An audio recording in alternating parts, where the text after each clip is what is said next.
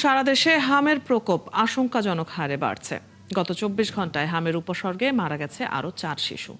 এর মধ্যে বরিশালে হাম উপসর্গে ২ শিশুর মৃত্যু হয়েছে।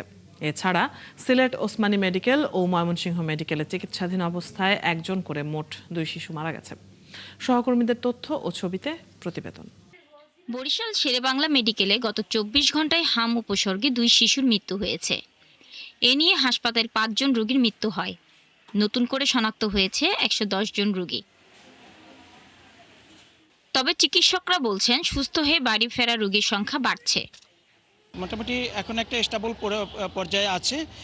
আশা করি হয়তো সামনের দিকে আরও উন্নত হবে। আমরা আমাদের সর্বোচ্চ চেষ্টা দিয়ে রোগীদেরকে সেবা দিয়ে যাচ্ছি। এদিকে নেত্রকোনায় গত ২৪ ঘন্টায় নতুন করে ৪ জনের হাম শনাক্ত হয়েছে। মোট আক্রান্তের সংখ্যা দাঁড়িয়েছে ১৮১ জনে, আর হাসপাতালে চিকিৎসাধীন রয়েছে ৮০ জন। তবে চিকিৎসাধীন ১৫ জন রোগীর অবস্থা আশঙ্কাজনক হওয়ায় ময়মনসিংহ মেডিকেলে তাদের পাঠানো হয়।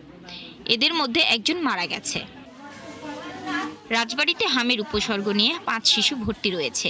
তাদের মধ্যে একজন গুরুতর অসুস্থ হওয়ায় ফরিদপুর মেডিকেলে পাঠানো হয়েছে।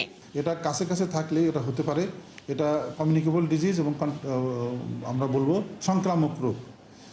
এটা ভাইরাসজনিত একটা রোগ। আমাদের হাসপাতালে আসলে আলাদা ওয়ার্ড করার মতো এরকম স্পেস নাই। Sylhet AMG Osmani medical college হাসপাতালে হামে আক্রান্ত হয়ে গত ২৪ ঘন্টায় এক শিশুর মৃত্যু হয়েছে। এ নিয়ে সিলেটে হামে আক্রান্ত হয়ে মৃত্যুর সংখ্যা দাঁড়ালো ৩ জনে। এ পর্যন্ত বিভাগে মোট ৩৯ জনের হাম শনাক্ত হয়েছে। এদিকে কুড়িগ্রামে গত এক সপ্তাহে ৯ শিশু হাসপাতালে চিকিৎসার জন্য এসেছে। তাদের মধ্যে ২ জন সুস্থ হয়ে বাড়ি ফিরে গেছে। শাকিলা সিথি, ৭১।